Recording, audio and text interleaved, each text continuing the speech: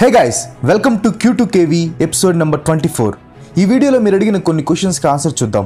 మీరు నా ఛానల్ని ఫస్ట్ టైం చూసినట్లయితే కింద రెడ్ కలర్లో ఉన్న సబ్స్క్రైబ్ బటన్ని ప్రెస్ చేసి దాని పక్కన గంటను కూడా కొట్టండి. ఇంకా లేట్ చేయకుండా వీడియోలోకి వెళ్ళిపోదాం. చాలామంది అడిగిన క్వశ్చన్, నత్తి ఎందుకు వస్తుంది? నత్తి అనేది ఒక స్పీచ్ డిజార్డర్. ఒకే సౌండ్ని పదే పదే పలకటం, అనుకున్న సౌండ్స్కి బ్లాక్స్ అవ్వటం. దాదాపు 7 కోట్ల మందికి ఈ నత్తి ఉన్నట్లు ఒక అంచనా. కొంతమందికి చిన్నతనంలో వస్తుంది, తర్వాత పోతుంది. కొంతమందికి కొంత వయసు దాటిన తర్వాత వస్తుంది. ఆడవారి కంటే మగవారికి ఎక్కువగా వస్తుంది. చాలా కాలం పాటు ఈ నత్తి అనేది సైకోసోమాటిక్ డిజార్డర్ అని భావించారు, అంటే మానసిక స్థితికి సంబంధించిందని. కానీ దానికి రీజన్ అది కాదు. ఒక మెడికల్ జర్నల్లో పబ్లిష్ అయిన స్టడీ ప్రకారం 63 మంది నత్తి ఉన్నవారిని లేని వారిని తీసుకొని బ్రెయిన్ ఫ్రంటల్ లోబ్ లో ఉండే బ్రోకస్ ఏరియా అనే పార్ట్ లో బ్లడ్ ఫ్లో మీద ఫోకస్ చేశారు. నత్తి ఉన్నవారికి ఈ ఏరియాలో బ్లడ్ తక్కువగా ఫ్లో అవుతుంది.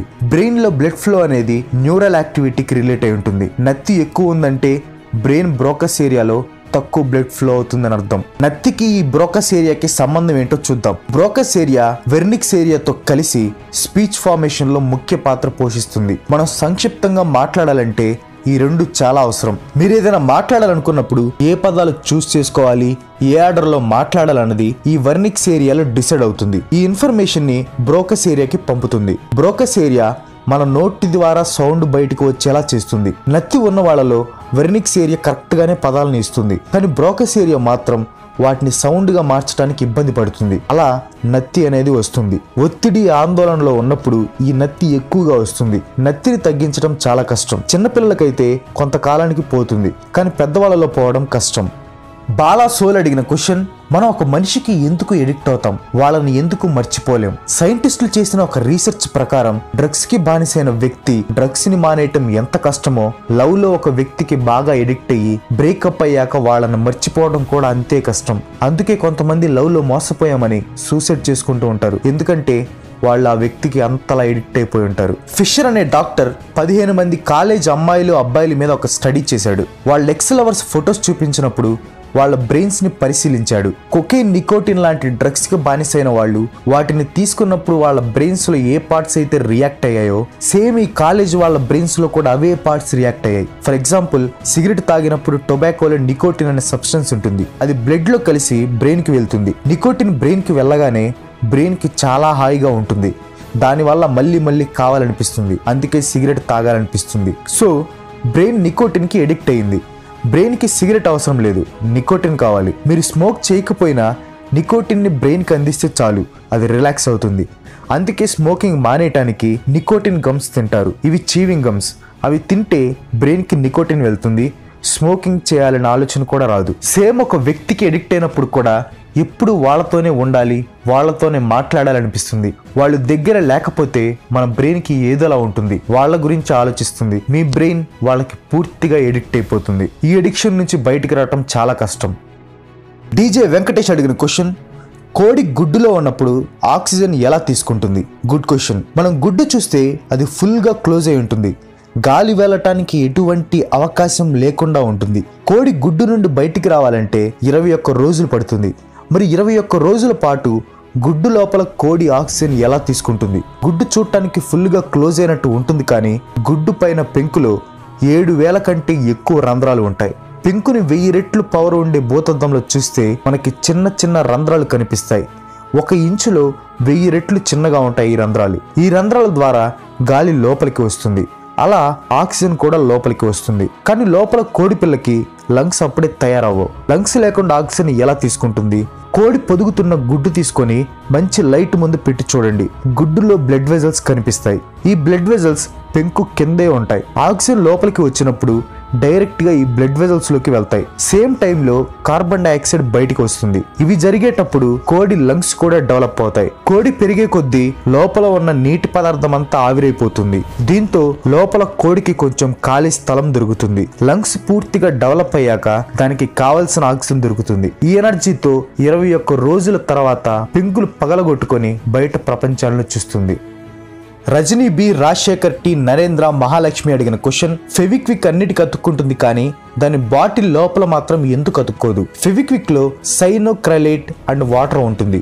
బాటిల్లో ఉన్నప్పుడు లిక్విడ్ స్టేట్ లో ఉండటానికి వాటర్ ఉపయోగపడుతుంది. మీరు ఫెవిక్విక్ ని దేనికైనా పూసినప్పుడు ఈ వాటర్ బయట ఉన్న గాలితో రియాక్ట్ అయ్యి ఆవిరైపోతుంది. వాటర్ ఆవిరైపోవడంతో గమ్ డ్రై అయ్యి గట్టిగా అవుతుంది. గమ్ లో ఉన్న కెమికల్ గట్టిగా అతుక్కునేలా చేస్తుంది. ఈ ప్రాసెస్ ని కెమికల్ అడేషన్ అంటారు. ఇప్పుడు ఫెవిక్విక్ లోపల లిక్విడ్ లానే ఎందుకు ఉంటుందంటే బాటిల్ లోపల వాటర్ ఆవిరైపోవటానికి కావలసినంత గాలి ఉండదు. బాటిల్ క్యాప్ బాగా టైట్ గా ఉంటుంది. అది గాలి లోపలికి వెళ్లకుండా చూసుకుంటుంది. కావాలంటే క్యాప్ తీసి కొంచెం సేపు ఉంచండి, లోపలంతా డ్రై అయిపోతుంది. సో బాటిల్లో గాలి ఉండదు కాబట్టి ఫెవిక్విక్ బాటిల్లో లిక్విడ్ లానే ఉంటుంది, బాటిల్ కతుక్కోదు. స్నైపర్ వైటీ అడిగిన క్వశ్చన్, సడన్ గా పెద్ద సౌండ్స్ విన్నప్పుడు మన కళ్ళు ఆటోమేటిక్ గా మూసుకుపోతాయి ఎందుకు? మీరు గమనించి ఉంటారు, ఎప్పుడైనా సడన్ గా సౌండ్స్ విన్నప్పుడు మనకి తెలియకుండానే మన కళ్ళు మూసుకుపోతాయి. సర్వేంద్రియాణం నయనం ప్రధానం అన్నారు పెద్దలు. అంటే అన్ని అవయవాల్లో కళ్ళు చాలా ముఖ్యమైనవని అర్థం. కళ్ళు చాలా సెన్సిటివ్ గా ఉంటాయి, ఈజీగా డ్యామేజ్ అవుతాయి. సో వాటికి ప్రొటెక్షన్ అనేది అవసరం. పెద్ద సౌండ్స్ వచ్చినప్పుడు దగ్గరలో ఏదో పడబోతుందని, మన వైపు ఏదో వస్తుందని మన బ్రెయిన్ భావిస్తుంది. కళ్ళకి ఏం అవ్వకూడదని కళ్ళు త్వరగా మూసుకోమని మన బ్రెయిన్ సిగ్నల్స్ పంపుతుంది. మరి మనకి తెలియకుండా సడన్ గా ఎలా మూసుకుంటుందంటే, ఒకసారి మీరు కళ్ళు మూసుకోండి. ఇప్పుడు మీరు కళ్ళు మూసుకోవడానికి బ్రెయిన్ లో ఉన్న సెరిబ్రల్ కార్టెక్స్ అనే పార్ట్ నుండి మెసేజ్ వచ్చింది. కానీ పెద్ద సౌండ్స్ విన్నప్పుడు బ్రెయిన్ కింద పార్ట్ నుండి మెసేజ్ వెళ్తుంది. ఈ మెసేజ్ వెళ్ళిన విషయం కూడా మనకి తెలియదు. అది చాలా ఫాస్ట్ గా ఆటోమేటిక్ గా జరుగుతుంది. హేమా కల్పన అడిగిన క్వశ్చన్, ఔటర్ స్పేస్ నుండి గన్ ఫైర్ చేస్తే అది భూమి చుట్టూ తిరుగుతుందా లేక భూమి మీద పడుతుందా, ఏమవుతుంది? ఫస్ట్ మీరు స్పేస్ లో ఉండి మీ చేతిలో ఒక గన్ ఉందనుకోండి, దాన్ని కాల్చారు. స్పేస్ లో వాక్యూమ్ ఉండదు కాబట్టి మీకు ఎలాంటి సౌండ్ వినిపించదు. న్యూటన్స్ తాళ్ల ప్రకారం for every action there is an equal and opposite reaction. మీరు గన్ పీల్చారు కాబట్టి బుల్లెట్ స్పీడ్గా ముందుకు వెళ్తుంది, మీరు చాలా తక్కువ స్పీడ్తో వెనక్కి వెళ్తారు. స్పేస్ ఎక్స్పాండ్ అవుతూ ఉంటుంది కాబట్టి ఏదైనా అడ్డం వచ్చే వరకు మీరు కాల్చిన బుల్లెట్ వెళ్తూనే ఉంటుంది. ఒకవేళ మీరు గన్నుని ఎర్త్ గ్రావిటేషనల్ ఫోర్స్లో పేల్చారనుకోండి, అది ఎర్త్ ఆర్బిట్లోకి వెళ్ళి ఎర్త్ చుట్టూ చాలా ఫాస్ట్గా తిరుగుతుంది.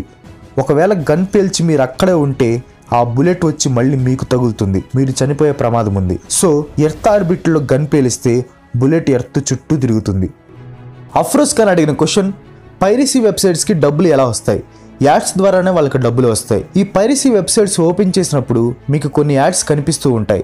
ఆ యాడ్స్ ద్వారా వాళ్ళకి మనీ వస్తుంది. వెబ్సైట్లో మీరు ఎప్పుడైనా మూవీని క్లిక్ చేసినప్పుడు అది వేరే వెబ్సైట్కి తీసుకువెళ్తుంది. ఆ వెబ్సైట్ వాళ్ళు మనీ పే చేస్తారు. ఆ వెబ్సైట్ క్లోజ్ చేసి మళ్ళీ మూవీని క్లిక్ చేసిన తర్వాత అప్పుడు మూవీ లింక్ ఓపెన్ అవుతుంది. కొన్నిసార్లు పాపప్ యాడ్స్ వస్తాయి.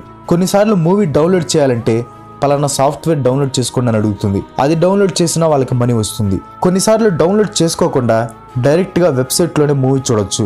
అలా చూసినా వాళ్ళకి మనీ వస్తుంది. జస్ట్ మనం యాడ్ చూస్తే ఒక రేట్, యాడ్స్ మీద క్లిక్ చేస్తే ఇంకో రేట్స్, యాడ్స్ని డౌన్లోడ్ చేస్తే ఇంకో రేట్, ఇలా రకరకాలుగా వాళ్ళకి యాడ్స్ ద్వారా డబ్బులు వస్తాయి. కానీ don't encourage piracy. GS Nihal Jaganmohan అడిగిన క్వశ్చన్, గుడిలో గంట ఎందుకు ఉంటుంది? గుడిలో గంట ఉండటానికి మతపరమైన కారణాలు ఉన్నాయి, సైంటిఫిక్ రీజన్స్ కూడా ఉన్నాయి. స్కంద పురాణం ప్రకారం గుడిలో గంట కొట్టినప్పుడు మనుషుల పాపాలు తొలగిపోతాయి. గుడిలోకి ఎంటర్ అయ్యి గంట మోగించినప్పుడు మనం వచ్చామని దేవుడికి తెలియజేయడానికి. గంట కొట్టినప్పుడు వాతావరణంలో కొన్ని వైబ్రేషన్స్ వస్తాయి. గాలి ద్వారా అవి చాలా దూరం వరకు ప్రయాణిస్తాయి. గాలిలో ఉన్న పురుగులు, పార్టికల్స్ అన్ని చనిపోయి గాలి స్వచ్ఛంగా మారుతుంది. గంట కొట్టినప్పుడు వచ్చే ప్రతిధ్వని లెఫ్ట్ బ్రెయిన్, రైట్ బ్రెయిన్ కి ప్రశాంతతనిస్తుంది. 7 సెకండ్ల పాటు ఉండే ఈ సౌండ్ మన శరీరంలో ఉన్న 7 ఎనర్జీ పాయింట్స్ ని టచ్ చేస్తుంది. ఈ సౌండ్ కాన్సన్ట్రేషన్ ని పెంచి బాగా ఫోకస్ చేసేలా చేస్తుంది. మంచిగా తయారు చేయబడిన గంట ఓం అనే సౌండ్ ని ప్రొడ్యూస్ చేస్తుంది. ఓం అనే సౌండ్ హిందువులకి చాలా పవిత్రమైన సౌండ్. జనార్దన్ అడిగిన క్వశ్చన్, ఉసిరికాయ తిన్న తర్వాత మంచినీరు తాగితే తీయగా ఉంటుంది ఎందుకు? ఉసిరికాయలో విటమిన్ సి ఉంటుంది, అందుకే దాని టేస్ట్ పుల్లగా ఉంటుంది. విటమిన్ సి యొక్క molecular geometry sucrose, glucose, fructose molecular జియోమెట్రీకి పోలి ఉంటుంది. గ్లూకోజ్ అంటే తీయగా ఉంటుంది. ఉసిరికాయ తిన్న తర్వాత కొంత పదార్థం నాలుక మీదే ఉంటుంది. మనం వాటర్ తాగినప్పుడు ఈ ఉసిరి పదార్థం నీటితో విలీనమవుతుంది. అలా జరిగినప్పుడు మన నాలుక మీద ఉండే స్వీట్ టేస్ట్ రిసెప్టర్ యాక్టివేట్ అవుతాయి. అందుకే మనకి తీయగా ఉన్నట్లు అనిపిస్తుంది.